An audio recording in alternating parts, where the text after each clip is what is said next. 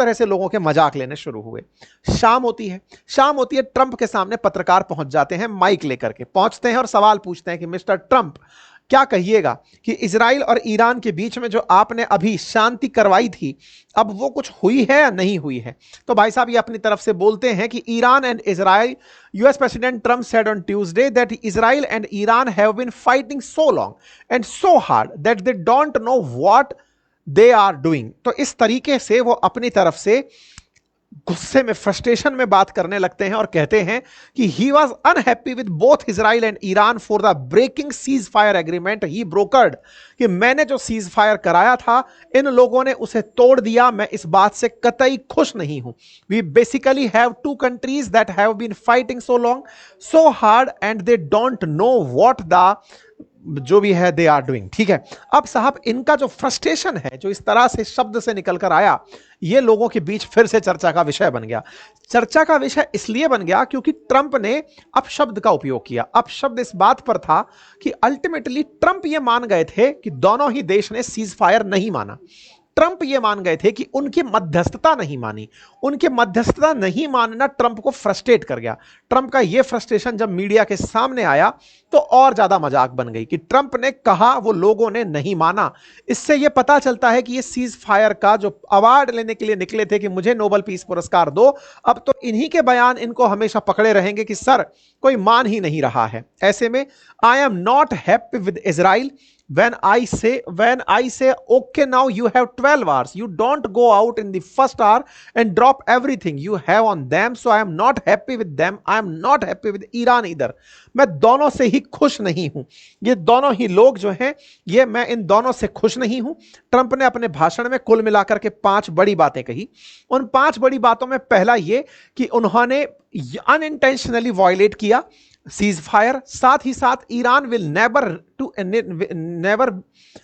Never be able to rebuild its nuclear programme, अब ये दोबारा कभी भी न्यूक्लियर प्रोग्राम नहीं शुरू कर पाएंगे। और CNN और MSDNC नामक जो न्यूज चैनल है वो फेक न्यूज चैनल हैं। अमेरिकी राष्ट्रपति इस तरह से खुलेआम न्यूज चैनलों को फेक न्यूज चैनल करार दे रहे हैं, कह रहे हैं he is unhappy with Israel and Iran, वो दोनों से दुखी हैं। और साथ ही साथ they don't know what they are doing, वो नहीं जानते कि ये दोनों देश क्या कर रहे हैं। तो कुल मिलाकर ट्रंप ने सुबह आज कहा कि उन्होंने सीज फायर करा दिया है और शाम को उन्हीं ने कहा कि लोगों ने सीज फायर तोड़ दिया है। क्यों तोड़ दिया है उन्हें नहीं पता है। तो ये ट्रंप के कहने का अर्थ है कि सीज फायर टूट गया है। अभी ताजा अपडेट्स में जानकारी नहीं है कि दोनों के बीच गोलीबारी हुई या नहीं हुई, लेकिन दोनों ने सीज फायर तोड़ दिया है, ऐसा ट्रंप ने मीडिया के सामने कहा है। एक और बात कही कि CNN और MSDNC ये दोनों फेक न्यूज चैनल है। ऐसा क्या हुआ उसके बारे में भी बताएंगे, लेकिन पूरी तरह से मीडिया में सब तरफ से ये चर्चा चलने लग गई कि ट्रंप ने इस तरह का बयान दिया कि वो ही नहीं जानते कि चल क्या रहा है। उन्होंने मतलब जिस तरह के शब्दों का प्रयोग किया उस पर बढ़िया मीम मार्केट तैयार हो गया। वो नहीं जानते कि क्या हो रहा है, वो नहीं जानते कि क्या वो कर रहे हैं। ट्रंप से फिर पूछा गया कि भाई साहब बताओगे क्या हो रहा है, तो वो कह रहे हैं कि देखो भाई मैंने तो कहा था ट्रेड करो, बढ़िया से फ्लरिश करो, सत्ता परिवर्तन की भी जरूरत नहीं है। इंटरेस्टिंग बयान यहां पर इन्होंने अपनी तरफ से दे दिया कि regime change take chaos and ideally we don't want to see so much chaos so we'll see how it does. इनसे सवाल पूछा गया कि क्या आप ईरान के अंदर सत्ता परिवर्तन आज भी चाहते हैं। इस पर ट्रंप ने कहा नहीं नहीं नहीं, हम सत्ता परिवर्तन नहीं चाहते, जैसा है वैसा रहे, क्योंकि सत्ता परिवर्तन से बड़ी स्थिरता आ जाएगी, हम उसको एज इट इज बने रहना देना चाहते हैं। विचारणीय तथ्य है कि 2 दिन पहले ट्रंप कह रहे थे मेक ईरान ग्रेट अगेन यानी मीगा, और कह रहे थे it's time to change regime, यानी कि अयतुल्लाह खमैनी जो है इनकी सरकार को हटाने का समय आ गया है, इन्हें हटाइए, रेजा पहलवी को ले जाकर यहां पर बिठाइए, प्रिंस रेजा पहलवी को वापस लाइए। ट्रंप का यह अचानक पलटता बयान निश्चित ही शाम को हुए उनके फ्रस्ट्रेशन को दर्शाता है।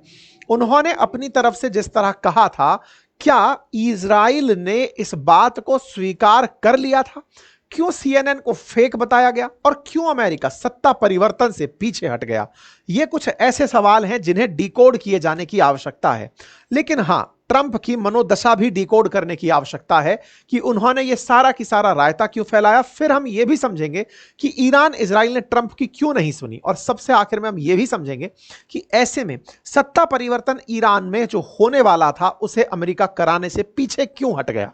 एक एक करके तीनों बातों को समझने का प्रयास करते हैं। सबसे पहले, इजराइल के खिलाफ ईरान ने कह दिया था कि हम सीज फायर करेंगे, हम इस डील को पूरी तरह से मान लेंगे बशर्ते अमेरिका के साथ इजराइल भी अब हम पर हमले ना करें।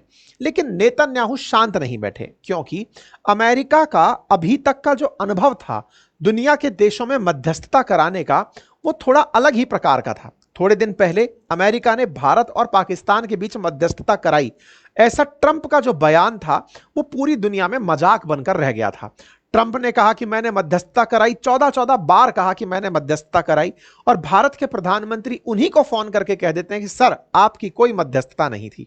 इससे कहीं ना कहीं ईरान और इजराइल वाकिफ थे, क्योंकि पाकिस्तान पिटने वाला देश था, और जो पाकिस्तान पिट रहा था तो ऐसे में उसे ट्रंप से यह कहलवाना कि सब मैंने मध्यस्थता करवाई है, यह पाकिस्तान को बड़ा बना रहा था कि हमको तो अमेरिका ने कहा इसलिए हम रुक गए, अदरवाइज तो पता नहीं हम क्या कर लेते। जिस तरह एक मजबूत और एक कमजोर व्यक्ति में लड़ाई झगड़ा हो रहा हो, ऐसे में अगर कमजोर व्यक्ति को आप बचा लें और कहें कि अरे भाई रुक जाओ रुक जाओ रुक जाओ, तो कमजोर व्यक्ति जो मध्य में खड़ा व्यक्ति है उसको धन्यवाद देते हुए कहता है कि भाई साहब ये तो आपने रोक लिया, नहीं तो छेद कर देता मैं सामने वाले में। बिल्कुल पाकिस्तान वैसे ही किया, जो हरकत उससे लाजमी थी वैसा की वैसा उसने किया।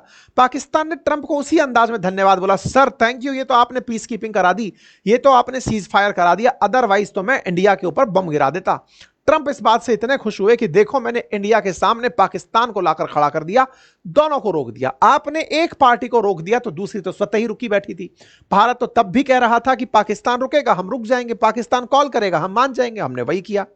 ट्रंप के इस बड़बोलेपन का नुकसान लेकिन यह हुआ कि दुनिया के देश मध्यस्थता करने से इनकार करने लग गए। मध्यस्थता ना रूस यूक्रेन माने और ना ही अब इजराइल ईरान माने, क्योंकि उन्हें लगा कि लोग तो हमारे मरे हैं, इंफ्रास्ट्रक्चर का नुकसान हमारा हुआ है। ये भाई साहब वहां कोने में बैठ करके 3 बम चलाते हैं और कहते हैं कि हमने 3 बम क्या 3 साइट को मिटाने की बात करते हैं और कहते हैं कि हमने मध्यस्थता करा दी। इस बात को कहीं ना कहीं इन देशों ने नकारात्मक रूप से लिया, अनुभवों से यही चीज सीखी। क्योंकि ट्रंप का बार बार यह कहना कि मैंने मीडिएशन कराया है, पाकिस्तान का उनको नोबेल पीस पुरस्कार तक के लिए नामित कर देना और भारत का साफ इनकार कर देना, ट्रंप के अंदर इस डर को पैदा कर चुका था कि कहीं ना कहीं सीज फायर में मुझसे गलतियां होती हैं। और यह सत्य है कि देखिए दुनिया के देश ही 2 देशों के बीच मध्यस्थता कराते हैं, ऐसा नहीं होता है, लेकिन वो सामने खुद पार्टी नहीं बनते, वो दोनों को समझाइश करते हैं, अरे भाई रुक जाओ, अदरवाइज रोकेगा कौन भाई, 2 लोग आपस में झगड़ रहे हैं तो कोई तो बीच बचाव कराने आएगा, भाई रुको।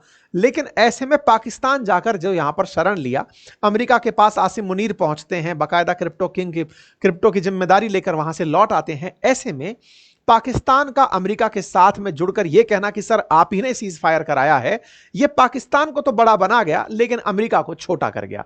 अमेरिका का झूठ पकड़ा गया और उसी झूठ से इजराइल और ईरान वाफ्ता रखते थे। उन्होंने कहा कि नहीं माने